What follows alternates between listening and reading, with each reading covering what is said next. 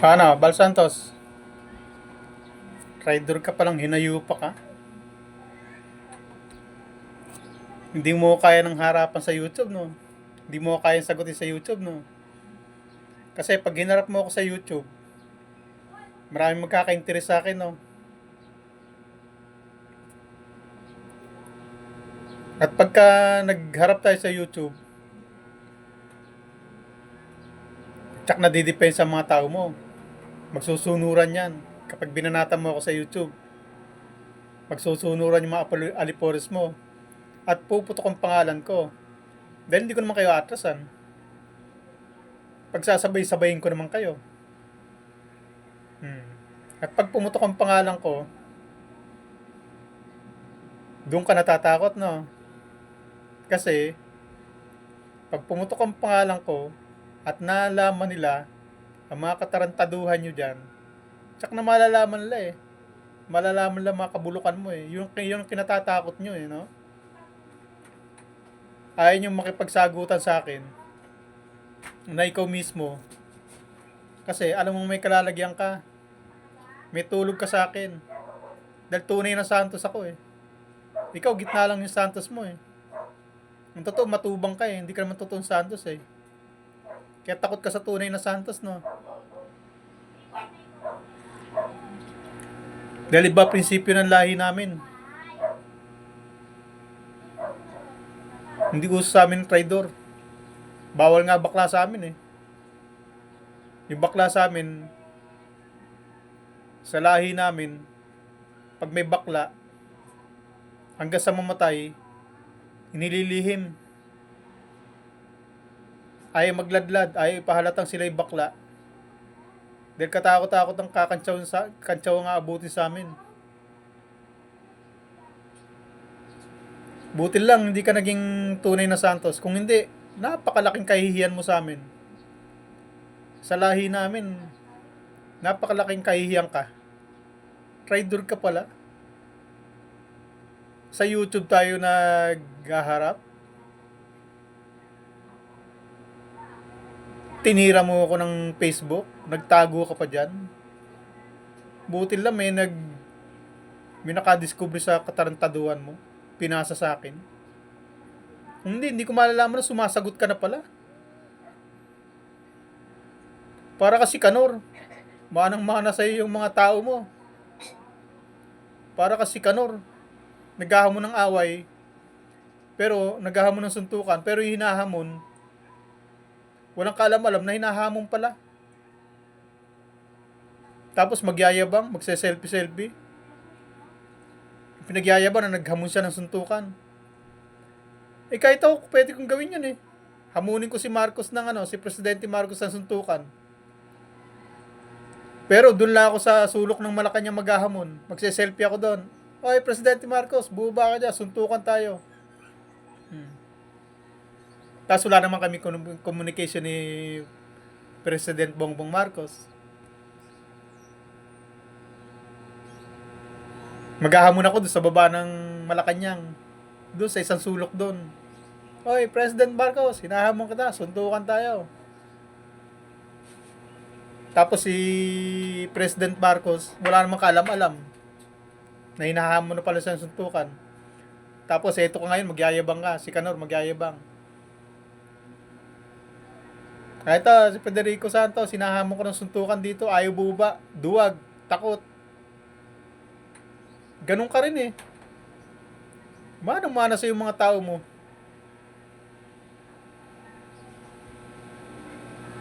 Ano? At ngayon, personal lang magiging laban natin. Wala na ako pakialam sa mga tao mo. Kung may sumulupot ng tao mo dyan na magtatanggol sa'yo, pakialam ko sa kanila. Pero baka minsan, patulang ko rin. Pero, ikaw ang main topic ko. Siyempre, ibang level na ako eh. Biruin mo.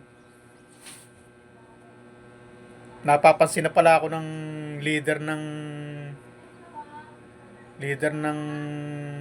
founder ng Kalingap. Pero napapansin pala ako, pero ayaw ako ilantad.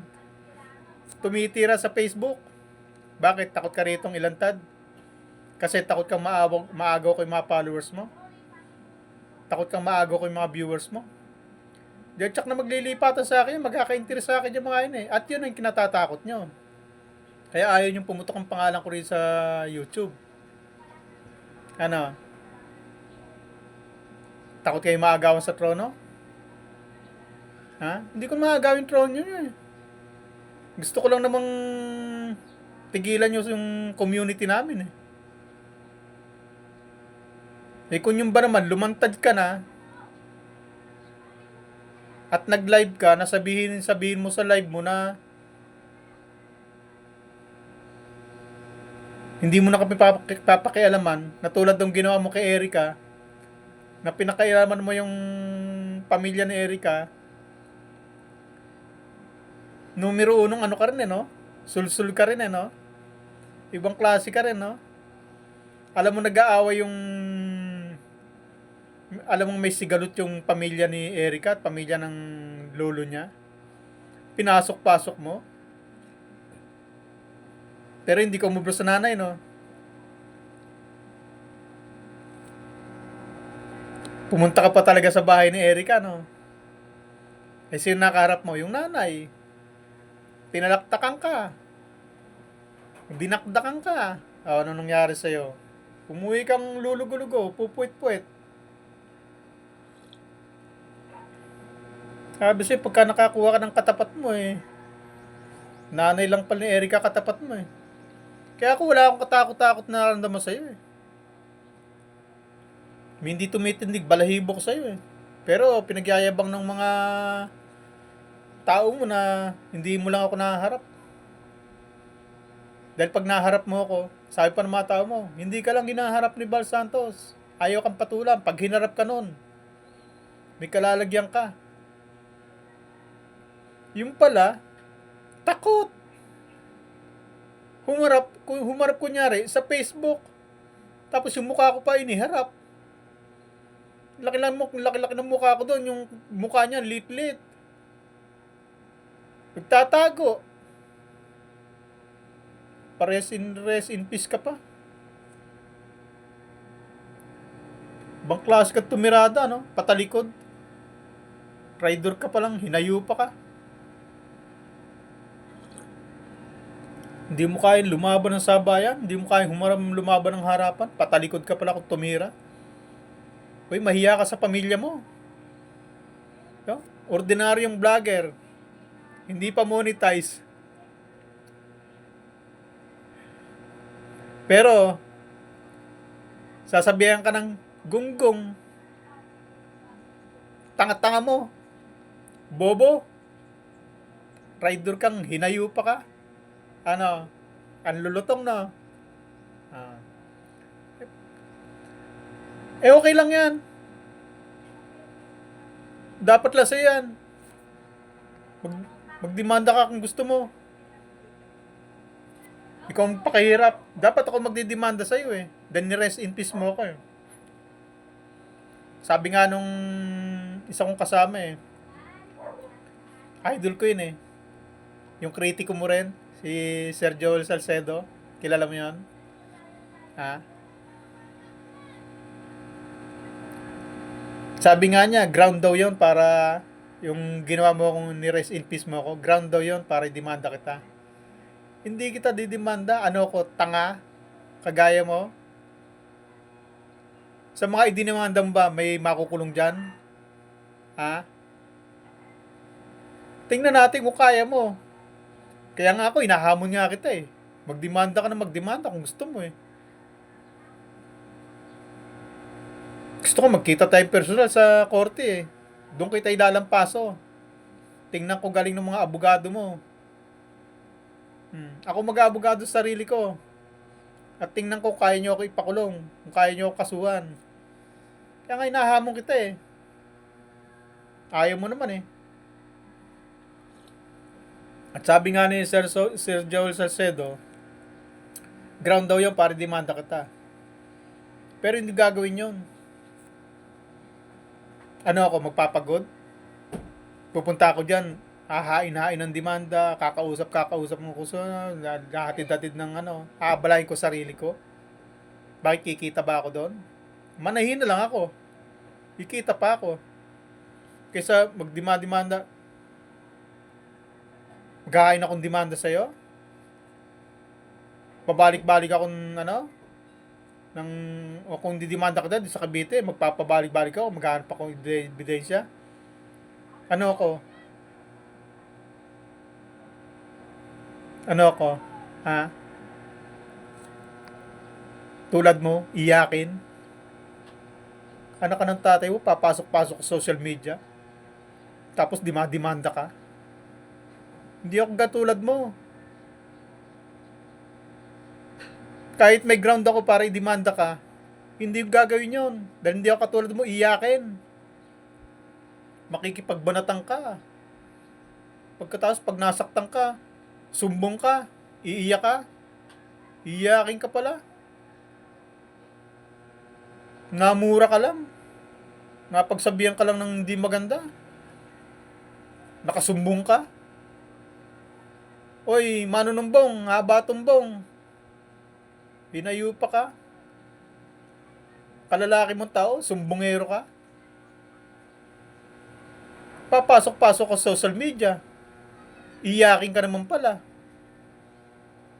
Pag nasaktan ka, pag nasaktan ng ego mo, pag nabalahura ka,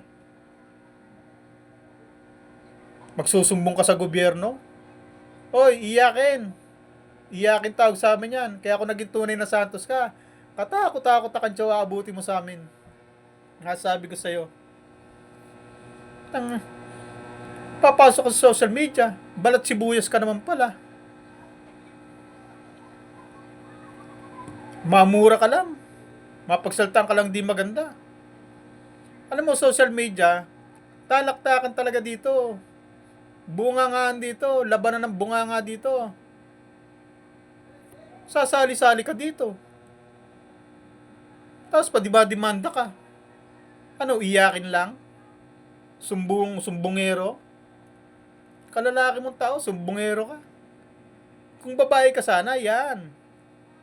At na balahura yung pagkatao mo, na agrabyado yung pagkatao mo, pwede ka magdemanda sa Women's and Children's Desk. Yung ba yun? Sa sa Bausi. Violence against women and their children. Dapat sa Bausi ka magreklamo. Dahil nababiolate ka. Ganon. Kung babae ka. Pero kung lalaki ka, tapos minura-mura ka lang, hindi mademanda ka, ano, iyakin? Oy, Bal Santos. Buti lang, hindi ka naging tunay na Santos. Uhugin ka pala, iyakin ka. Pasok-pasok ka sa social media. Minura ka lang. Magdidemanda ka. Alam mo naman social media, balahuraan talaga dyan. Lumalabang ka ng balahuraan.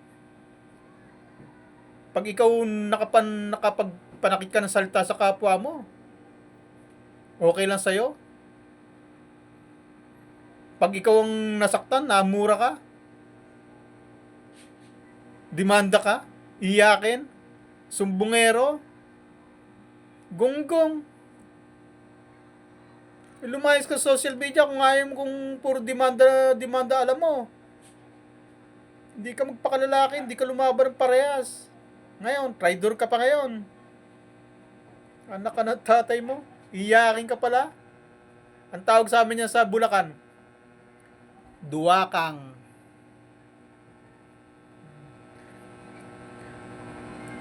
Duwag na bilis kumaskas ng takbo. Kapag nasasaktan, tatakbo sa lolo, magsusumbong.